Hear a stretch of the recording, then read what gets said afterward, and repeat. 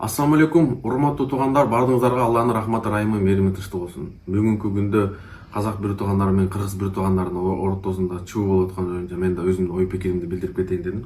Туугандар, казактар да мусулман, биз дагы мусулман, бардыгыбыз биз Куранга иман келтиргенбиз. Бардыгыбыздын китебибиз бир. Ошол китепте айтат, иман келтиргендердин бардыгы бир тууганбыз. Не имеет значения, казакпы, өзбекпи, иман келтирдикпи, мусулманбызбы, бардыгыбыз бир тууганбыз, бардыгыбыз бир денедейбиз. Бул бир. Экинчиден, казактарда да кыргызда дагы жакшы насаат айтылган сөз бар. Жаман улут болбойт, жаман адам болот депчи. Ушул бир-эки жаман адамдын, ошо Көкбөрү федерациясынын адамдардын кесепети үчүн бүкүл Казакстанды жаман айтып, жаман сөздөрдү жазган, бул өзү жакшы эмес тууган. Азыр бүгүнкү күндө комментарийде жазылып аткан, видеолор чыгып аткан, бул бир гана ынтымактын ыдырашына алып келет. Ушунчалык бири-бирине жаман комментарий жазып атат, как будто ушу бир могу Израилдеги эмелерге жазып аткандай жазып атасыңар да. Ошончо мындай күч энергияңарды, ушундай переживанияны Палестинада мусулмандарыбыз талкалабай атат. Биригип ошолор жөнүндө пикир кылып, ошолор жөнүндө жазбай, ошолор жөнүндө маселе көтөрбөйүкпү эгер ошончо күч энергиябыз ашып аткан болсочу туугандар.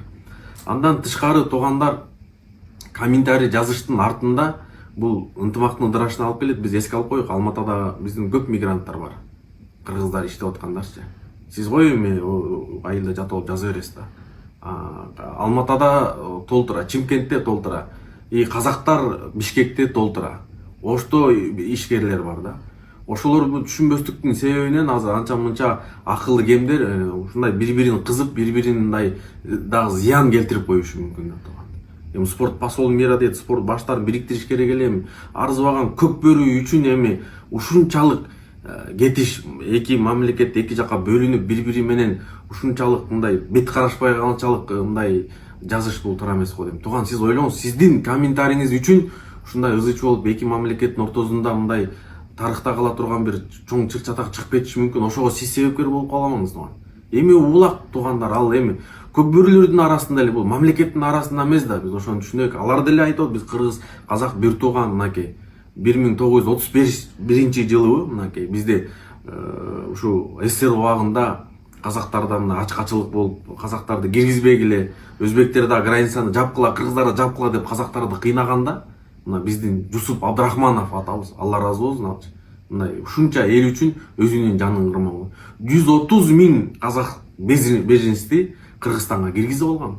СССРден мына киргизбегиле деп ушундай приказ келгенде дагы коркпой, потому что бул казактар биздин бир тууганыбыз, жаныбыз бир, дилибиз бир, динибиз бир деп ушуларды киргизип алып, мынакей тамак ашын берип, историяларда келет, түнкүзүн ачкадан ошол да кырылып калгандарын кепинге оротуп, мындай адамча коелу деп, жаназа коюп, бир туугандык мамилесин көргөзгөндө казактар да айтып атат, биз аны унуткан жокпуз деп. Аны булардын дагы тарыхты билген адамдары бар. Биз андай нерсеге, бир арзыбаган Көкбөрү үчүн, бир нерсе үчүн мынчалык жазыштын керек эмес дейм да туугандар. Бул нерсени токтотуш керек, унутуш керек туугандар.